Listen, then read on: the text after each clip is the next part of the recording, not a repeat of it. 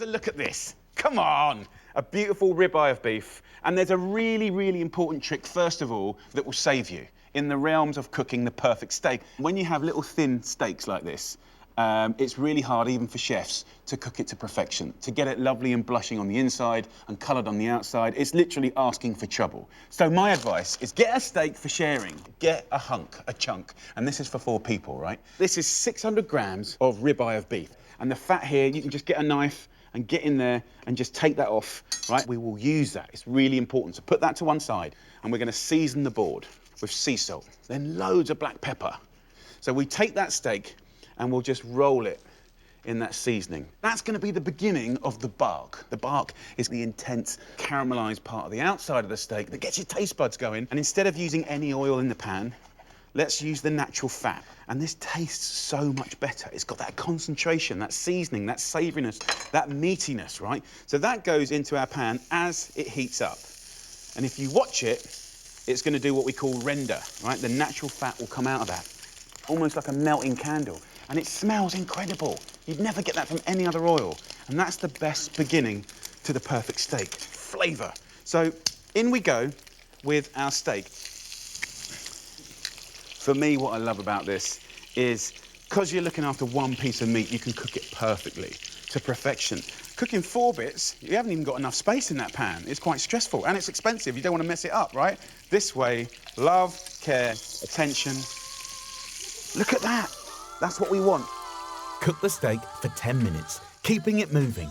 This is a foolproof method for the perfect steak. Time to crack on with the next 4 ingredients. Rosemary. Brilliant friends with mushrooms and steaks, and this kind of concept of friends is really important. When you're taking 5 ingredients, they've got to be best mates.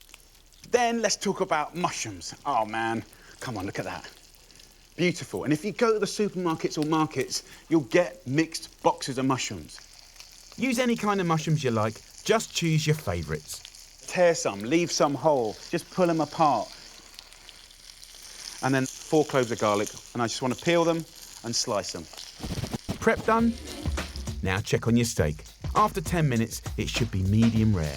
Look how soft that is. Can you see the dark golden bark that we've created? And it's still, you know, blushing and soft. So let's stop cooking this now. Look at that, right? And we're going to let that rest. The steak fat left in your pan is going to quickly cook your next 4 ingredients. And then we go in with our rosemary first. And you're going to get this incredible fry. As soon as they go kind of crispy, we can take a little bit out, pop that on our steak here. And then to this, we can add our garlic. And then we're going to go in with the mushrooms. And just tossing this around in the pan, just to make all that lovely garlicky rosemary fat go around the mushrooms. Now, the mega time-saving element, the perfect base for your steak, cannellini beans. Tin beans are fantastic. They're really, really brilliant value, but the stuff in jars is incredible. Jarred beans are often cooked in a stock, so they add an instant hit of flavour. 600 grams here. Just literally chuck it in there. Little bit of water. And we're going to bring this up to a boil.